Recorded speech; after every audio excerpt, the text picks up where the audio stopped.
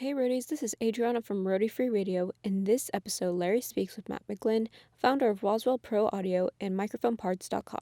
In this short clip, Matt talks about how a demand in USB microphones has dramatically increased. This is due to the pandemic causing people to stay at home and work virtually. In his own words, if you sound bad, it reflects on you. If you want to hear more about Matt and get some advice on picking a perfect mic, make sure to check out the full episode from July 3rd, 2020. Thank you for listening and thank you for subbing. Here are Larry and Matt.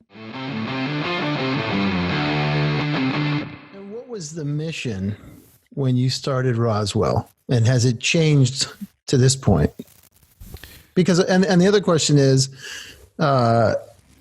you're starting a microphone company. That's like starting a guitar amplifier company. So you're going up against, obviously, the big ones that everybody idea. knows. Right? It's a horrible idea, man. What are you thinking, man? And so how do you find your lane, for the future inventor of something out there who's listening? How do you look at that and say, fuck, there's all the companies, again, there's so many to name. I can find my little niche. I can find my lane here and go for it. Yeah, it's I backed into it and I avoided it for years. So I started doing the DIY thing, and there wasn't really anybody else doing do-it-yourself microphone kits. There was one guy who sold some capsules and some transformers, and actually that was about it. I feel like I was one of the early people into that market. And I was also early in terms of providing the complete kit. So here's the microphone. It's disassembled. There was one other company that was doing that, but it was basically a microphone that if it had been built, it would only cost you like $100 anyway. Mm. So it's like, yeah, you can build it and that's cool, but there wasn't really documentation. And when it's finished, it doesn't sound very good, is my opinion. But so I took it to what I think was like, where I build the products that I would want to use. So my DIY stuff was really great parts, top to bottom, kind of no compromise. Fantastic documentation. The kits come with this like 30 or 40 page book, full color, step by step, little arrows pointing at things to make sure you get the details. And every time someone emails me and says, hey, I didn't understand this, or I did this wrong, I go back into the manual and revise it. So I say, look, don't do this. Like some people might interpret this to mean that. Like, how can I reword this so that it's more clear? So the manuals have come a long way, gotten a lot better over time. And the thing about that, though, is that people would ask me to build it, and there's no way to build those kits really economically. But I could take those ideas and some of those sounds, and that's what Roswell started as, was how do I take the best ideas from my DIY company, but make them, I don't want to say mass market, because there's nothing mass market about boutique microphones, but the DIY stuff, like we can make 2 of something and that's okay. Roswell can't make 2 of something, right? At the Roswell scale, like if you are going to go out there and compete with companies like Shure and Neumann, Sennheiser, you kind of need to do hundreds at a time. Right. Because you have to design a package. You have to have logos. There's all this other stuff that has nothing to do with how the thing sounds. Now, certainly how the thing sounds is that's the most critical thing for me. Like, I care a lot more about how it sounds than how it looks. And I get some grief for that. People are like, well, why didn't you design a fancier body? I'm like, well, because you can't hear the shape and the color of the body on the record. Mm-hmm. Yeah, we can do fancier metalwork. It's just, it adds to the cost, like, and that limits my audience. And at this point, I can't really afford that. Like I need, because I am competing with companies whose, like my entire annual revenues are a rounding error for them. Right. So I need to come out with something that's affordable and sounds great. And that's hard to do. So, yeah, we sometimes compromise on things like the shape of the body. Like, that is what it is. So, yeah. Anyway, Roswell came out of this idea of how do I take the stuff that the DIY market has proved is really popular. Like this is a sound that people want, but they don't want to build it. So how can I come out with a product that sort of provides that sound, with a fuller package? Like A, you don't have to build it. B, it comes with accessories and a logo and a warranty and all that stuff that makes you feel good about the purchase, without compromising on the sound. So that's what Roswell came from. And it's been, if I had it to do over, I might do things slightly differently. There are some nuances to the business that I've sort of stumbled over and learned the hard way. So, but it's been fun and it's been really good. And I really appreciate the, like the path and the journey and where we've come. I mean, I got an email today from Bill Payne, who's the keyboard player for Little Feat. Mm-hmm. I mean, Bill is amazing. He's an incredible musician, and now he's singing for the band too.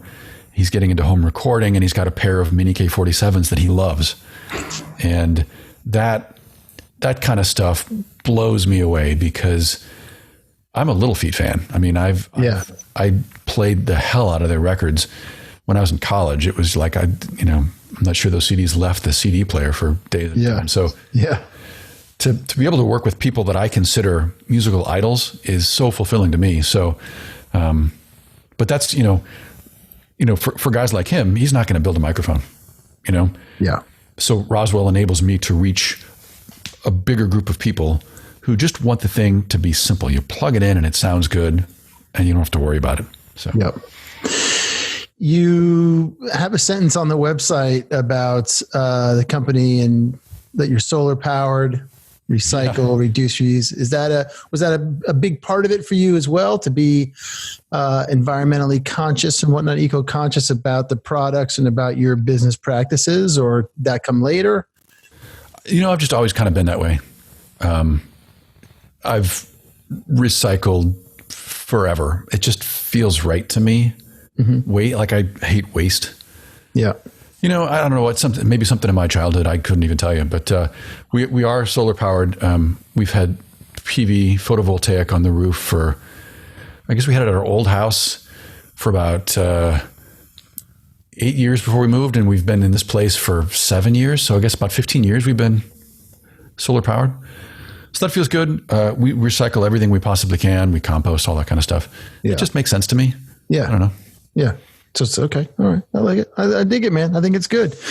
What do you think that this whole pandemic situation, this is a question I've enjoyed asking people. What has it exposed for Roswell, for you, in terms of the strengths and weaknesses of the company? As you look at how you've had to pivot, send people home, work from home, that kind of stuff, as you come back, as we do get back to normal, because we will get back to normal, people, are there going to be some things you change or things you absolutely. Don't change, It has definitely exposed some weaknesses. So we had 3 guys crammed in a relatively small shop, and that was fine until March or whatever, whenever this whole thing kind of hit the fan. So I've got a contractor friend of mine coming by, hopefully today or tomorrow. We're talking about breaking ground on a 1,000 square foot shop that, among other things, it will allow us to expand capabilities for sure, but it will also give us like segmented workspaces. Mm-hmm. So I love the idea that we're going to get back to normal, but I don't know that I see it. Like, at what point, so is there a vaccine? Does that make it okay? Will everyone get vaccinated? I don't feel exposed. I don't feel like I'm at risk necessarily. Mm-hmm. In March, it was different, in March or whenever, maybe it was April, at some point. So I mentioned before that I'd been like running the whole shop by myself, and I was going crazy because business was way up. Yeah. But and my staff was gone. Like I was so screwed. So I finally convinced one of my guys to come back. I said, look, man, I will disinfect this place nightly, and I'll close the door. Like, you'll have 2/3 of the building to yourself. And we won't, like, I literally didn't see him for a month. Like, he came in and worked, and he was working like swing shift. Like, maybe that's not the right word. He was working 5 a.m. to 1 p.m. Wow. And I literally didn't see him for weeks. But anyway, it's saved us really, because he was able to do work here that he couldn't do elsewhere. And then it meant I didn't have to do it. But, anyway, to make a long story interminable, this experience drove home the point that we need more space. We need more people. We need more space. We need more space for people to work. I don't know that, we don't disinfect anymore. I guess that's the point I was trying to make. We don't wipe the place down. I was like fumigating with Lysol and all this stuff. We haven't done that in weeks, and everyone's still healthy. So I think that part's all fine, but there's still a line. Like I wear a mask. I don't go in there when that employee's there. When my other employee comes in the afternoons, he's new. I had to train him. So we're used to being face to face with masks because the training was hands on. I mean, we were both 3 feet apart. And so for that, I'm in and out of there, and we just wear masks and try to keep our distance. But I don't know that that's sustainable, and I don't know that anyone is going to be willing to work 10 feet from someone and wear a mask all day. I mean, the masks. I believe the science. I get the thing about droplets. That all makes sense to me, but I hate wearing a mask. Yeah. I do it, but it's uncomfortable, and I would not want to be in a job where I had to do that all day long. So yeah, I think the takeaway for me is I don't know that there's going to be a return to the old days. I think there's going to be, air quotes, a new normal, and we're just going to have to be separate more. So, so it's a challenge, but I think that's where we're at. Hey, what's happening, roadies? It's Larry here. Just wanted to thank you so much for listening to this short clip. I really hope you got something out of it. If you can take 2 seconds to head over to iTunes and drop us a review or a comment, we would greatly, greatly appreciate it. Keep listening, keep coming back, stay healthy out there, and remember, no roadies, no rock and roll.